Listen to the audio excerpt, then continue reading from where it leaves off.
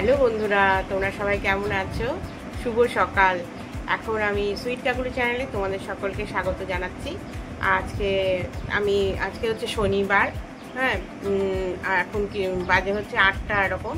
তো এখন থেকে আমি আমার ব্লগটা শুরু করছি। হ্যাঁ, তোমরা আমার সাথে থেকো আর প্রথম থেকে শেষ অবধি দেখার অনুরোধ রইল তোমাদের এই ব্লগটা। দেখো, এখন আমি কি করছি বলো তো, এখানে চা খেলাম। এখন সকালবেলা চা খেলাম। আমার ছেলে গেছে পড়তে। হ্যাঁ, ছেলে পড়তে গেছে। দাঁড়াও তোমাদেরকে, এই যে এখানে চা আর বিস্কুট নিয়ে বসেছি। চা খাওয়া হয়ে গেল, বিস্কুট রেখেছি। হ্যাঁ, চা বিস্কুট খেলাম। খেয়ে এবারে জল তুলে তুলে কাজ করতে হয়। তো জানোই তো জল তুলে কাজ করা কত অসুবিধা। তো সেইভাবেই করতে হচ্ছে।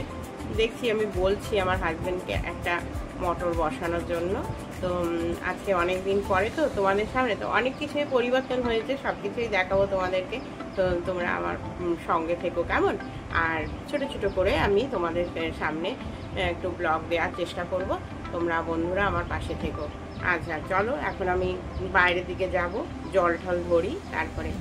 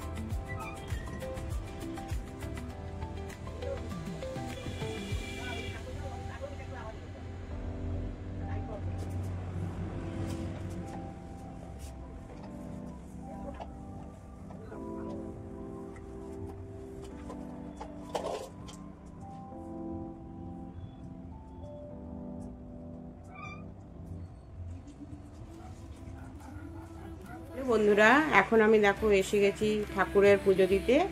দেখো আমার আসনে আমার মা লক্ষ্মী, আমার নারায়ণ ঠাকুর, তারপরে বজরংবলী, সবাইকে আমি এইভাবে বসিয়েছি। আমার তারা মা, সবাইকে আমি এইভাবে আসনে বসিয়ে এই দেখো পুজো দিয়ে নিয়েছি।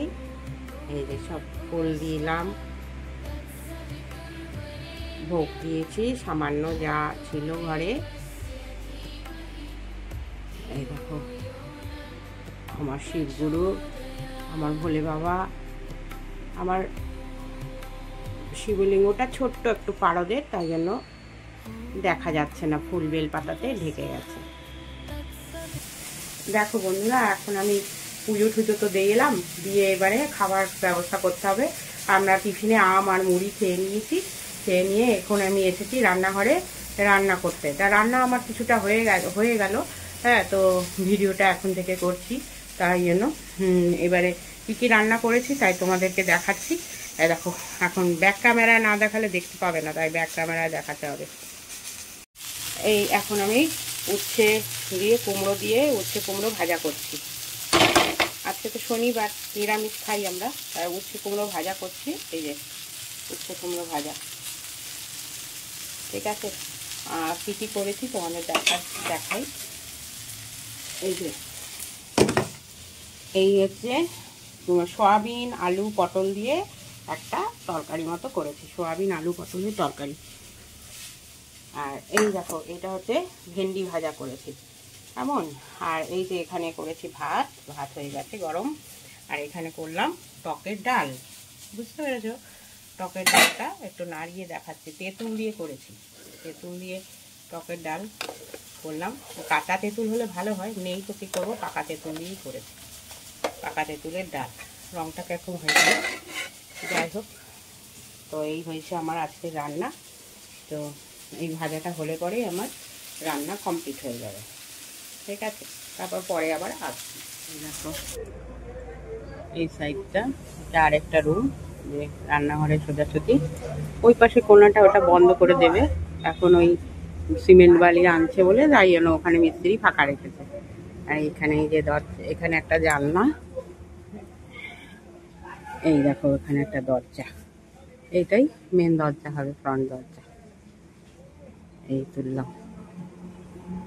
এত অবধি হয়ে আছে, আবার দেখি